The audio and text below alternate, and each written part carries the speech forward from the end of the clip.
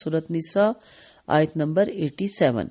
اللہ لا الہ الا ہوا لیجمعنکم الی یوم القیامۃ لا ریب فیہ ومن اصدق من اللہ حدیثا۔ اللہ وہ ہے کہ اس کے سوا کوئی معبود نہیں، وہ ہر صورت تمہیں قیامت کے دن کی طرف لے جا کر جمع کرے گا جس میں کوئی شک نہیں، اور اللہ سے زیادہ بات میں کون سچا ہے۔ وہ سچی بات یہ ہے کہ قیامت یقیناً آ کے رہے گی۔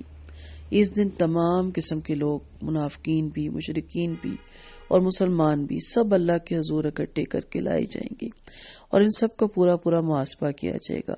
نیز سچی بات یہ ہے کہ اسلام دشمن عناصر جتنی بھی کوشش کر سکتے ہیں کر کے دیکھ لیں، نہ وہ اسلام کو کچھ بگاڑ سکتے ہیں اور نہ ہی اللہ کے قانون میں وہ تبدیلی لا سکتے ہیں۔ اللہ تعالیٰ اپنی توحید بیان فرماتا ہے اور الوہیت اور اپنا یکتا ہونا ظاہر کرتا ہے، اور اس میں ضمنی مضامین بھی ہیں، اس لیے دوسرے جملے کو لام سے شروع کیا جو قسم کے جواب میں آتا ہے، تو اگلا جملہ خبر ہے اور قسم بھی ہے کہ وہ عنقریب تمام مقدم اور مؤخر سب کو میدان محشر میں جمع کرے گا اور وہاں ہر ایک کو اس کے عمل کا بدلہ دے گا۔ اس اللہ سمیع اور بصیر سے سدا سچی بات والا اور کوئی نہیں، اس کی خبر، اس کا وعدہ، اس کی وعید سب سچ ہے۔ وہی معبود برحق ہے، اس کے سوا کوئی مربی نہیں۔ اگر ہم پچھلی آیتوں سے اس کا ربط دیکھیں تو یاد رکھیں، جو بھی آپ نیکی بھلائی کریں گے، سفارش کریں گے، سلام کا پراپر جواب دیں گے، جتنے بھی نیکی کے کام ابھی تک ہم پڑھ چکے ہیں اور آگے بھی ہم پڑھیں گے، یاد رکھیں کہ وہ ضائع نہیں جائیں گے، ان سب کا حساب ہو رہا ہے۔ اللہ جب سب کو یوم قیامت کے دن اکٹھا کرے گا تو کس لیے؟ اس لیے کہ اس دن نیکوکاروں کو اس کا بہترین اجر ملے۔ دنیا میں ایک واجبی سا اجر ہوتا ہے نا، کتنا بھی دے وہ آخرت کے مقابلے میں کچھ بھی نہیں، کیونکہ اصل نیکی کی قیمت ہوتی ہے کہ کس وقت کی، کن حالات میں کی، کس کے لیے کی، کس کو اس وقت کام آئے۔ ٹھیک ہے، تو اللہ تعالیٰ ان تمام چیزوں کا اجر، اور اسی طرح برائی کس سے کی، کس وقت کی، کیوں کی، کیا کتنی کی۔ مثلا ایک بندہ بم بلاسٹ کر دیتا ہے، اس میں 100,000 بندہ مر جاتا ہے، اس میں کتنے 100 زخمی ہو جاتے ہیں، معذور ہو جاتے ہیں، بیمار رہنے لگ جاتے ہیں باقی زندگی۔ اس کا کتنی آپ سزا اس کو دے سکتے ہو؟ پھانسی، بات ختم۔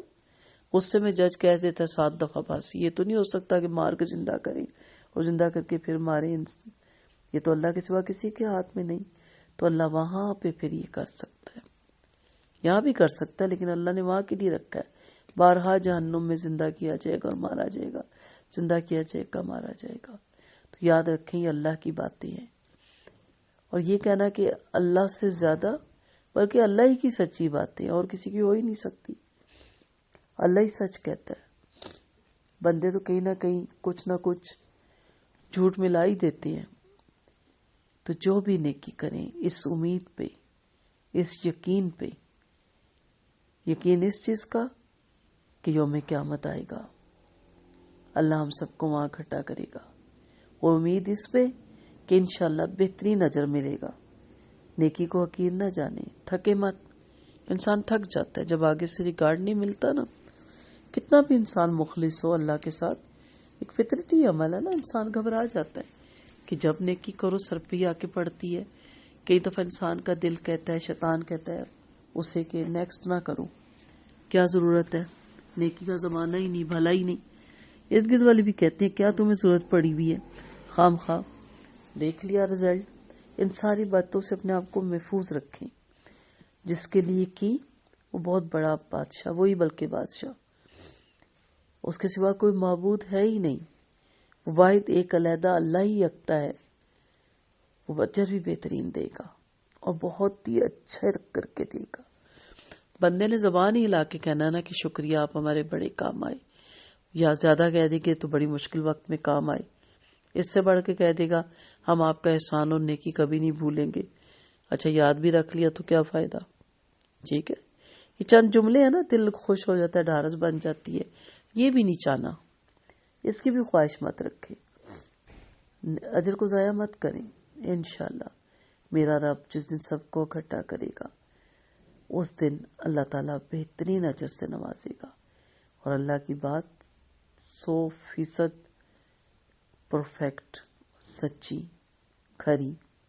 اسی دن ہی کے آس میں تو جی رہے ہیں، اور یہ فکر آخرت کا عقیدہ انسان کی زندگی کا دہرا بدل دیتا ہے، زندگی گزارنے کا طریقہ بدل دیتا ہے.